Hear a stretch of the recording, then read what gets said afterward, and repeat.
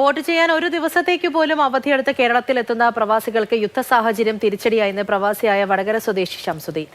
ഇരട്ടിയിലധികം പണം ചിലവാക്കിയാണ് താൻ നാട്ടിലെത്തിയത്. കടുത്ത പോരാട്ടം നടക്കുന്ന മണ്ഡലങ്ങളിൽ പ്രവാസി വോട്ടുകൾ നിർണായകമാണെന്നും സുഹൃത്തുക്കളും സഹപ്രവർത്തകരും അടക്കം ഒരുപാട് ആളുകൾ ഇപ്പോഴും നാട്ടിലേക്ക് വരാനാകാതെ ഗൾഫ് രാജ്യങ്ങളിൽ തുടരുന്നുവെന്നും ശംസുദ്ദീൻ പറയുന്നു. എനിക്കൊപ്പം ഇപ്പോൾ ഒരു പ്രവാസി ചേരുന്നുണ്ട്. അദ്ദേഹം വോട്ട് രേഖപ്പെടുത്താൻ വേണ്ടി കഴിഞ്ഞ ആഴ്ച ബഹ്റിൽ നിന്നും വന്നതാണ്. ഇക്ക പേരെന്താണ്? ശംസുദ്ദീൻ, വെള്ളികുളങ്ങര, വടകര നിയോജക മണ്ഡലത്തിലാണ്. ഇപ്പം വോട്ട് ചെയ്യാൻ വേണ്ടിയിട്ട് വന്നതാണ്. എന്നാ എത്തിയത്? ഞാൻ ഒരാഴ്ച മുമ്പാണ് വന്നത്. ബഹ്റൈനിൽ നിന്ന് സൗദി ദമ്മാം വഴി കൊച്ചിയിൽ വന്നിട്ട് എത്തിയതാണ്. ഏതാണ്ട് ഒരു 22 ഹവേഴ്സ് എടുത്തിരുന്നു അവിടെ നിന്ന് പുറപ്പെട്ട് ഇവിടെ എത്താൻ വേണ്ടിയിട്ട്. മുമ്പ് നമുക്ക് ബഹ്റൈനിൽ നിന്ന് ഡയറക്റ്റ് ഫ്ലൈറ്റുകൾ ഉണ്ടായിരുന്നു. ബഹ്റൈൻ എന്ന് പറയുന്നത് ഒരു ഐലൻഡാണ്.